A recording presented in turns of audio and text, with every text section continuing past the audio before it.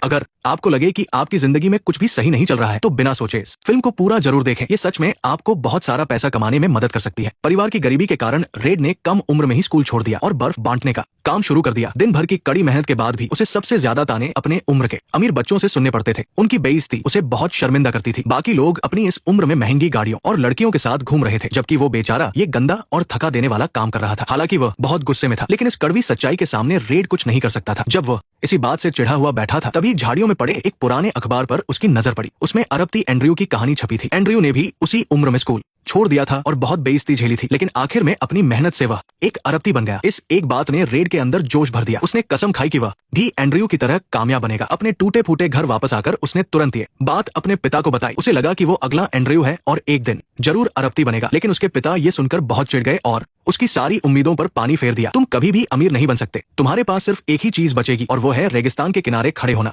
मुझे मेरे पिता से भी यही मिला था, मुझे अफसोस है, लेकिन तुम्हें भी हमेशा यही मिलेगा। पिता की इस बात से रेड बहुत निराश हो गया। वो अपने पिता से बहस तो नहीं कर पाया, लेकिन उसके दिल में कुछ कर दिखाने की जिद थी। रात में अपनी बीमार माँ को देखकर रेड के अंदर कामयाब होने की तड़प और बढ़ गई। खुद को इस छोटी सी दुनिया से बाहर निकालने के लिए उसने एक बहुत बड़ा फैसला लिया, घर छोड़कर जाने का फैसला। भले ही उसे नहीं पता था कि आगे कहाँ जाना है, लेकिन अब वो जानता था कि घर में एक इंसान के कम होने से माँ के लिए पैसे बच जाएंगे। पिता चाहे जो भी कहे, मैं अपनी किस्मत से हार नहीं मानूंगा। मुझे पता है कि मेरी कामयाबी कहीं ना कहीं मेरा इंतजार कर रही है। तो अगली बार जब वो मुझसे मिलेंगे, उस समय तक रेड का सिर्फ एक ही लक्ष्य था कि जब वो वापस आएगा तो वो एक अमीर इंसान होगा। लेकिन उसे ये नहीं पता था कि ये अपनी माँ से उसकी आखिरी मुलाकात थी। एक अंकल की मदद से रेड दूर जाने वाली एक ट्रेन में चढ़ने में कामयाब हो गया। एक दिन और एक रात के लंबे सफर के बाद वे टेक्सास के एक छोटे से गांव पहुंचे। वो अंकल बिना कुछ सोचे नीचे कूद गए। जब रेड भी डरते डरते नीचे कूदा तो उसे वो अंकल कहीं दिखाई नहीं दिए। बिना किसी मंजिल के वो बाकी लोगों के पीछे चलते हुए पास के एक खेत में जा पहुंचा। किस्मत से वहां का मालिक काम करने वालों की तलाश में था, ताकि उसे रहने के लिए कोई जगह मिल सके। रेड ने पूरी जान लगाकर दिखाया कि उसे ये काम चाहिए।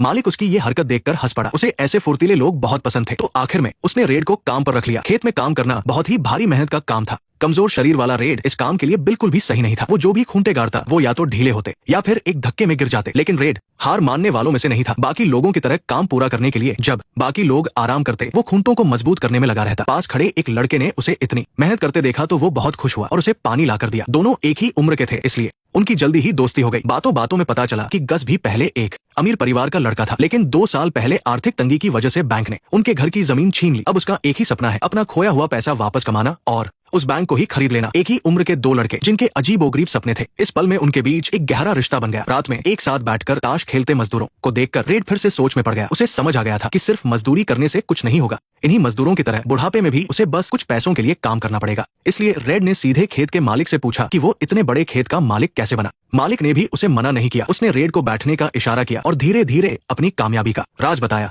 मालिक की बातों ने रेड को सोचने पर मजबूर कर दिया। उसे अचानक खुद को साबित करने का एक मौका दिखा। उसने मालिक से कहा कि अगर वो अपना काम जल्दी खत्म कर ले तो क्या उसे बचे हुए समय के पैसे इनाम के तौर पर मिल सकते हैं। अगले दिन जब मजदूर सोकर उठे तो उन्होंने देखा कि रेड वहां नहीं है। सबको यही लगा कि वो भाग गया है, लेकिन जब वो लोग काम करने की जगह पहुंचे तो देखा कि रेड वहीं पर था और उसने पूरी रात काम किया था। सिर्फ इतना ही नहीं, उसे काम जल्दी करने का एक नया तरीका भी मिल गया था। हमेशा सब अपना अपना काम करते थे, लेकिन इस बार रेड ने कहा कि सब लोग एक दूसरे की मदद करें। 6 लोगों को 2 टीमों में बांटा गया, हर टीम में 3 लोग। ये एक मशीन की तरह काम कर रहा था। इससे न सिर्फ काम जल्दी हुआ, बल्कि उन्हें जल्दी पैसे भी मिलने लगे। उसकी इस शानदार प्लानिंग से जो काम 3 दिन में होता था, वो उन्होंने एक ही दिन में पूरा कर दिया। और जब पैसे देने का समय आया तो मालिक ने अपना वादा निभाया और उसे बाकी लोगों से दोगुने पैसे दिए। इस तरह रेड ने अपनी अकल से अपनी जिंदगी की पहली बड़ी कमाई की। लेकिन उसने इन पैसों को फालतू में खर्च नहीं किया, बल्कि अपनी बीमार माँ के लिए दवाइयां खरीदने के लिए पैसे घर भेज दिए। जब वो ये सोच ही रहा था कि आगे कहाँ जाना है, तभी सोने की बेल्ट पहने एक आदमी ने उसका ध्यान खींचा। सोने की बेल्ट पहनने वाला इंसान जरूर कोई बहुत अमीर आदमी होगा। रेड ने तुरंत जाकर उससे अमीर बनने का राज पूछा।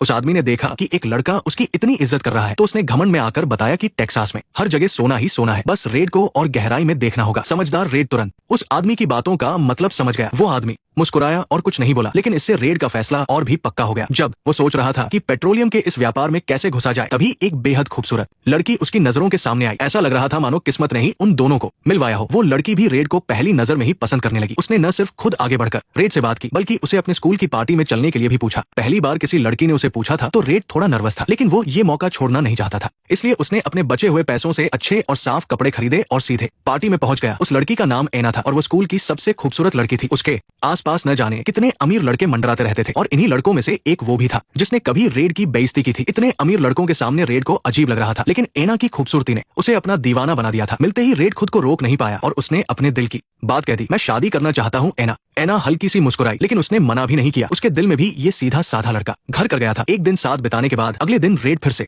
स्कूल के बाहर एना के छुट्टी होने का इंतजार करने लगा, लेकिन उन घमंडी अमीर लड़कों के सामने रेड किसी गांव के सीधे साधे इंसान की तरह लग रहा था। उन लड़कों की हंसी उड़ाने पर कभी हार न मानने वाला रेड सीधा उनसे भिड़ गया। हमें चलना चाहिए, थोड़ी तमीज सीख लो। एक दिन ये गरीब लड़का जरूर एक बहुत बड़ा अरबपति बनेगा। एना, हमें चलना चाहिए। शायद तुम्हारे पापा वहाँ हैं जो तुम्हें घर ले जाएंगे। उनकी कार में बैठ जाओ। कोई बात नहीं, जल्दी जाओ। एना को हालांकि पता था कि रेड का अरबपति बनने का सपना एक ख्याली पुलाव है, लेकिन उन अमीर लड़कों के घमंड के आगे उसे ये ज्यादा सही लगा। उन घमंडी लड़कों को भगाने के बाद एना रेड को प्रिंसिपल के पास ले गई। उसे लगा कि रेड जैसे होशियार लड़के को स्कूल में कुछ अच्छा करना चाहिए, लेकिन जैसे ही एना ने अपनी बात बताई, रेड ने तुरंत मना कर दिया। उसे लगता था कि पढ़ाई करना सिर्फ समय बर्बाद करना है और कई अमीर लोगों ने अपना समय पढ़ाई में बर्बाद नहीं किया है। उसने तो यहाँ तक कह दिया कि वो जब चाहे किसी भी बड़े कॉलेज में जा सकता है। प्रिंसिपल को अभी भी उस पर भरोसा नहीं हो रहा था, तो रेड ने एना से कहा कि वो उसे कोई भी 5 अंकों का गणित का सवाल दे। सिर्फ 5 सेकंड में रेड ने तुरंत सही जवाब दे दिया। एना और प्रिंसिपल दोनों हैरान रह गए। रेड सिर्फ बड़ी बड़ी बातें नहीं कर रहा था, इतना ही नहीं, उसने एक ही नजर में पहचान लिया कि प्रिंसिपल को स्किन की बीमारी है और इस बीमारी की सबसे बड़ी वजह उनके पास लगा वो पेड़ है। उसकी पत्तियों से निकलने वाले केमिकल से ही प्रिंसिपल को एलर्जी हो रही थी। रीड के घमंडी रवैये को देखकर एना भी उस वक्त थोड़ी गुस्से में थी। उसे लगा कि रीड हमेशा दिखावा करता है, जो असल में उसके अंदर की भावनाओं को छिपाने का तरीका है। वो किसी पर भरोसा नहीं करता और एना पर भी नहीं। ये कहकर वो गुस्से में वहां से चली गई। जब एना को लगा कि वो रीड से अब कभी नहीं मिलेगी, तो अगले ही दिन अचानक रीड खुद क्लास में आ गया। एना ने खुशी से उसे देखा और मुस्कुराई। उसी पल दोनों के बीच एक अनजाना सा प्यार पनपने लगा। आने वाले दिनों में रीड और एना को अकेले वक्त बिताने का ज्यादा मौका मिला और उनका रिश्ता इन दिनों काफी गहरा हो गया। यहाँ तक कि एना उसे अपने घर भी ले गई। उस मासूम उम्र के प्यार में एक कप चाय भी उन्हें खुशी से झूमने पर मजबूर कर देती थी। रीड ने अपनी बचत से एक सुंदर प्लास्टिक की अंगूठी खरीदी। हालांकि अभी शादी करने का वक्त नहीं आया था, पर दिल से उन्होंने एक दूसरे को अपना जीवन साथी मान लिया था। लेकिन जब दोनों अपने आने वाले प्यारे भविष्य के सपने देख रहे थे, तभी अचानक जंग शुरू होने की खबर आई। जापान ने हमला कर दिया था पर्ल हार्बर पर। इसका मतलब था कि एक बड़ी जंग शुरू होने वाली थी। हालांकि रीड को नहीं पता था कि पर्ल हार्बर कहाँ है, पर उसके दिमाग में पहली बात यही आई कि आर्मी ज्वाइन करके देश को बचाना है। उसने अपनी गर्लफ्रेंड से छुपकर फॉर्म भर दिया और जाने के वक्त ही उसने एना को ये खबर दी। एना ये सुनकर बहुत गुस्सा हुई। उसे अच्छी तरह पता था कि जंग के मैदान में जाना मौत के मुंह में जाने जैसा है, पर चाहे उसने कितना भी मना किया, रीड ने पक्का इरादा कर लिया था। मैं एक सच्चा मर्द कैसे कहलाऊंगा अगर मैं नहीं गया? मैं अपना हिस्सा कैसे कमाऊंगा अगर मैं लड़ने के लिए तैयार नहीं हूँ? तो मैं बहुत स्वार्थी हूँगा। अब एना की कोई भी बात काम नहीं आई। रीड ने जंग में जाने की ठान ली थी, चाहे दिल में हजारों फिक्र और दुख हो, पर एना उसे जाते हुए देखने के अलावा कुछ नहीं कर सकी। जल्द ही रीड बाकी आर्मी के साथ फ्रंट लाइन पर निकल गया। गोलियों की आवाज वाले जंग के मैदान में हर सेकंड कई जाने जा रही थी। एक बार बेस कैंप तक लेटर पहुंचाने के टास्क में नए सैनिक डर रहे थे। रीड ने हिम्मत दिखाई और लेटर छीन कर बिना डरे ये टास्क अपने सिर ले लिया, क्योंकि उसकी डिक्शनरी में हर मुश्किल आगे बढ़ने का एक मौका थी। इसके बाद उसने अपने निडर स्वभाव से आर्मी में कई तरह के खतरनाक टास्क पूरे किए। देखते ही देखते 10 साल बीत गए। आर्मी से वापस आने के बाद उसने अपनी बहादुरी से काफी पैसा जमा कर लिया था। अभी भी वो अपनी जवानी का सपना नहीं भूला था कि उसे एक अरबपति बनना है। इसलिए उसने अपनी बचत से एक ड्रिलिंग मशीन खरीदी ताकि वो ऑयल का बिजनेस शुरू कर सके। हालांकि उसे खुद पर पूरा भरोसा था, पर रास्ता आसान नहीं था। उसने अपने पार्टनर के साथ मिलकर सैकड़ों गहरे गड्ढे खोदे, पर फिर भी कुछ नहीं मिला। कई सारे वर्कर्स आए और गए। उन सबको लगा कि रीड सबका टाइम वेस्ट कर रहा है। लगातार नाकामयाबी के बाद खुद रीड भी निराश होने लगा था। उसने अपनी सारी संपत्ति ऑयल निकालने में लगा दी थी, यहाँ तक कि घर चलाने के भी पैसे नहीं बचे थे। जब भी वो घर जाकर अपने बच्चों को देखता तो उसके मन में एक पछतावा सा होता था, पर उसके लिए बस एक ही राहत की बात थी कि एना हमेशा उसके साथ खड़ी रही, उसका साथ कभी नहीं छोड़ा। जब तुम्हारे पास अब कुछ करने का रास्ता नहीं है तो हमें क्या करना चाहिए? तुम क्या करोगे? मुझे पता है तुम्हें लगता है कि ये सब कुछ बैंक के पैसों और ऑयल की दौलत के बारे में है, पर असल में ऐसा नहीं है। ये सारी चीजें तो बस बाहर की दुनिया की है। अब जाकर रीड को समझ आया कि कामयाबी के चक्कर में उसने अपने बच्चों को वक्त ही नहीं दिया। तो उसने पहली बार अपने बेटे के साथ बेसबॉल खेला। बेटे ने उससे कहा कि वो उसे कर्व बॉल फेंकना सिखाए, पर रीड को तो खुद भी ये नहीं आता था। बेटे की एक बात ने जैसे रीड की आंखें खोल दी। वो बस बिना सोचे समझे ऑयल के कुएं खोद रहा था, पर उसे जमीन और मिट्टी के बारे में कोई जानकारी नहीं थी। अगर किसी ऑयल एक्सपर्ट को बुला लिया जाए तो क्या ये काम आसान नहीं हो जाएगा? उसने इधर उधर से पैसे उधार लेकर एक ऑयल सर्वेयर को बुलाया। हालांकि ये सर्वेयर देखने में इतना भरोसेमंद नहीं लग रहा था, पर मजबूर रीड के पास अब कोई और रास्ता भी नहीं था। उसने देखा कि वो आदमी एक मशीन लेकर कुछ चेक कर रहा था और हेडफोन पहनकर कुछ सेटिंग करने लगा। जब सबको लगा कि ये आदमी तो बेकार है, तभी अचानक अगले ही पल उनकी खुशी का कोई ठिकाना नहीं था। वे सोच भी नहीं सकते थे कि रीड को सच में ऑयल मिल गया है। इस वक्त उसके शरीर पर लगे ऑयल के दाग किसी खूबसूरत सजावट की तरह लग रहे थे। इसके बाद अब उन्हें पैसों की चिंता करने की कभी जरूरत नहीं थी। एक अंदाजे के मुताबिक इस जमीन में कम से कम हजारों बैरल ऑयल था। आज के दाम के हिसाब से रीड का अरबपति बनने का सपना अब बहुत करीब था। पर जब वो अभी एक अच्छी लाइफ के सपने देख ही रहा था कि एक नई मुसीबत उसके सामने आ खड़ी हुई। रीड को ऑयल से इतना पैसा कमाता देख वहाँ के फार्म ओनर ने उस पर केस कर दिया। उनका कहना था कि इस जमीन की डील में ऑयल निकालना शामिल नहीं था। मेरे पास सबूत है कि तुमने मुझे धोखा दिया है। इस जमीन के ऑयल पर मेरा हक है। हालांकि रीड ने खुद को स्ट्रांग दिखाया, पर उसके हाथ में जो कोर्ट का नोटिस था उसने उसे सोचने पर मजबूर कर दिया। अब उसे एक बहुत बेहतरीन वकील चाहिए था, वरना उसके सारे सपने पानी में मिल जाते। उसे यकीन था कि प्रोफेशनल काम एक एक्सपर्ट को ही सौंपना चाहिए, इसलिए उसने तुरंत सबसे मशहूर लॉ कॉलेज में फोन किया। उसे वहाँ का सबसे जीनियस वकील चाहिए था। कोर्ट के दिन रीड का वकील वैन जैसे ही पहुंचा, फार्म ओनर की तरफ के लोगों ने उसका मजाक उड़ाया। उस वक्त के अमेरिका में काले लोगों के साथ बहुत भेदभाव होता था, तो उन्हें लगा कि ये कुछ नहीं उखाड़ पाएगा। वैन को इस भेदभाव की आदत हो चुकी थी, इसलिए उसने इस बात को दिल पर नहीं लिया। उसने बस रीड से मामला समझा और तुरंत इससे निपटने का एक प्लान बना लिया। जैसा मैंने कहा, डिटेल्स चेक करते वक्त मैंने देखा कि मेरे क्लाइंट ने 2 साल पहले ही आपके क्लाइंट से ये जमीन और इसके सारे अधिकार खरीद लिए थे, इसलिए हमें जज के आने का इंतजार करना चाहिए। पहले मेरे सवाल का जवाब दो, ठीक है? अगर तुम्हें यकीन है कि ये बात 2 साल पहले हुई थी, बस कुछ ही बातों से सामने वालों की टीम हार मान गई। कोर्ट शुरू होने से पहले ही वे लोग हार चुके थे। ये देखकर रीड वैन से काफी इंप्रेस हुआ। वो वाकई में एक जीनियस वकील था। उसी वक्त रीड ने अपने शेयर्स के बदले उसे अपना लीगल एडवाइजर काम पर रख लिया। इतने बड़े फायदे को वैन भी मना नहीं कर सका। इस तरह एक जीनियस वकील के साथ आने से रीड का बिजनेस पूरी तरह से दौड़ने लगा। आने वाले कुछ ही दशकों में उसने एक के बाद एक कई फार्म खरीद लिए। अपनी शानदार सोच और लगातार मेहनत से उसने बहुत जल्द अपना खुद का एक ऑयल एम्पायर खड़ा कर लिया। संपत्ति बढ़ने के साथ साथ उसकी नेटवर्थ भी काफी बढ़ गई और वो अपने अरबपति बनने के सपने के और भी करीब पहुंच गया। पर उम्र बढ़ने के साथ साथ उसके बच्चे भी अब एक एक करके बड़े हो रहे थे। एक अमीर परिवार से होने की वजह से ये सारे बच्चे बिल्कुल आलसी और बिगड़ैल बन गए थे। उनका रहन सहन तो काफी शानदार था ही, साथ ही रोज पैसे मांगने के अलावा जिंदगी में उनका कोई और लक्ष्य नहीं था। वे रीड से कभी नहीं मिलते थे और जब भी वे मिलते तो तुम बस उन्हें पैसे थमा देते। रीड ये सब अपनी आंखों से देख रहा था, पर फिलहाल वो अपने काम में इतना बिजी था कि उसके पास वक्त नहीं था। उसके दिल की ख्वाहिश और भी तेज हो गई थी। इस समय उसे लगा कि सबसे जरूरी तुलसा जाना है। उसे वहाँ एक दिवालिया होने वाली ऑयल रिफाइनरी को खरीदना था। अगर वो इस फैक्ट्री को खरीद लेता तो वो इस इलाके की पूरी ऑयल इंडस्ट्री पर राज करता। तब वो अरबपति बनने के अपने लक्ष्य से बस एक कदम दूर होता। लेकिन उसने कभी नहीं सोचा था कि इस बार उसे रिजेक्शन का सामना करना पड़ेगा,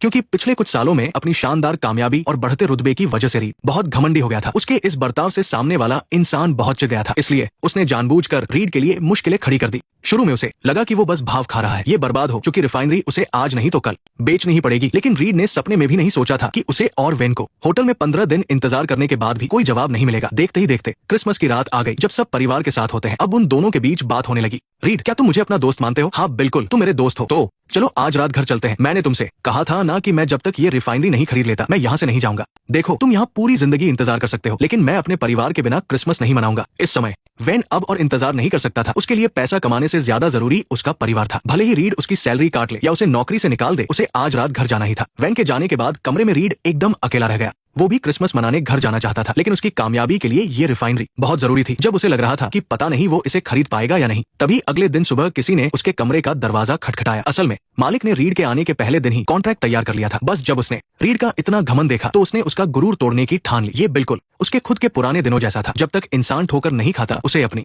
औकात पता नहीं चलती। अगले ही दिन रीड की कंपनी का नाम हर अखबार के पहले पेज पर था। तुलसा रिफाइनरी को खरीदने के बाद उसकी कंपनी रातों रात अरबों की कंपनी बन गई और इसका मतलब था कि उसके बचपन का अरबपति बनने का सपना अब सच हो गया था। वो अपनी खुशी छुपा नहीं पा रहा था। उसने किसी के साथ ये खुशी बांटने के लिए इधर उधर देखा, लेकिन अब उसके आसपास कोई नहीं था। खुशी के साथ साथ उसे बहुत अकेलापन महसूस हुआ। उसने जल्दी से अपना सामान पैक किया ताकि परिवार के पास जा सके, लेकिन तभी उसके होटल के कमरे में फोन बजा। जब उसने फोन उठाया तो एक बुरी खबर सुनकर वो वही सुन्न रह गया। वापस जाते समय वैन का भयंकर एक्सीडेंट हो गया था। उसकी दोनों किडनियां डैमेज हो गई थी और अब उसकी जान डायलिसिस के सहारे ही बच सकती थी। जब वो अस्पताल पहुंचा और अपने दोस्त को जिंदगी और मौत से लड़ते हुए देखा, तब रीड को समझ आया कि अरबपति बनने की इस दौड़ में उसने जो पाया है उससे कहीं ज्यादा कुछ खो दिया है। वो इतने समय से मेरे साथ था, उसने हमेशा मेरा साथ दिया। अब जाकर इस पल में रीड को एहसास हुआ कि प्यार और परिवार ही जिंदगी की सबसे बड़ी दौलत है। वैन की मेडिकल रिपोर्ट देखते समय रीड ने अचानक देखा कि उन दोनों का ब्लड ग्रुप एक ही है। तब रीड ने अपने मन में एक बड़ा फैसला लिया। उसने बिना कुछ सोचे अपनी एक किडनी वैन को डोनेट कर दी। ये सिर्फ अपने दोस्त का कर्ज चुकाना नहीं था, बल्कि अपनी जिंदगी के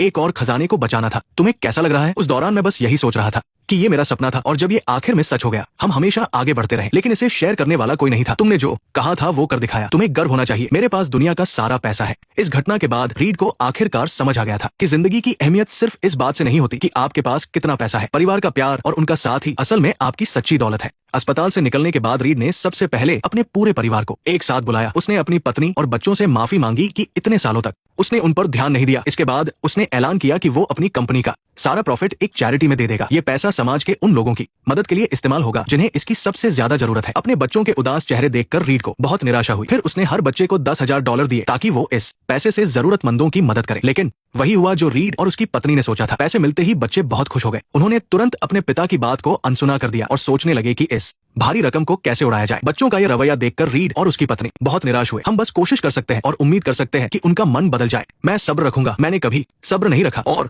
तभी उनका सबसे छोटा बेटा वापस आया। उसने वो पैसे अपने पिता को लौटा दिए। उसने कहा कि उसके पास काफी पैसे हैं और वो चाहता है कि ये $10,000 उस चैरिटी में जमा कर दिए जाए ताकि लोगों की मदद हो सके। अपने छोटे बेटे को इतना समझदार देखकर रीड बहुत खुश हुआ। परिवार को अनदेखा करने की वजह से ही आज उसके बच्चे इतने बागी हो गए थे। उसने जिंदगी के हर मौके का पूरा फायदा उठाया, लेकिन बस अपने आसपास के सबसे अनमोल प्यार को अनदेखा कर दिया। हालांकि इस बार सिर्फ उसका छोटा बेटा ही उसके टेस्ट में पास हुआ, लेकिन उसके लिए ये सबसे अच्छी बात थी। आने वाले समय में उसका छोटा बेटा उसकी विरासत संभालेगा और उसके अधूरे चैरिटी के काम को आगे बढ़ाएगा। असल जिंदगी में भी हमारा सफर रीड की उस ऑयल रिफाइनरी की तरह ही है। आपको कभी नहीं पता होता कि अगले ही पल कामयाबी मिलेगी या फिर सब कुछ बर्बाद हो जाएगा, लेकिन यही अनजाना सफर ही जिंदगी की असली खूबसूरती है। हम अपनी किस्मत पहले से नहीं लिख सकते, लेकिन हम जिंदगी जीने का नजरिया जरूर चुन सकते हैं। क्या हम रीड के पिता की तरह गरीबी के आगे हार मान लेंगे या फिर रीड की तरह कीचड़ में भी कमल खिलाएंगे? लेकिन पैसा तो बस हाथ का मैल है। संघर्ष से मिलने वाली हिम्मत दूर होने पर समझ में आने वाला प्यार और मुश्किलों में रास्ता दिखाने वाले सपने, यही हमारी जिंदगी के सबसे खूबसूरत मेडल है। जब हम अपनी जिंदगी के आखिरी मोड़ पर खड़े होकर पीछे देखते हैं तो हमारे बैंक बैलेंस को देखकर चेहरे पर खुशी नहीं आती, बल्कि उन पलों को देखकर आती है जो हमने सच्चे दिल से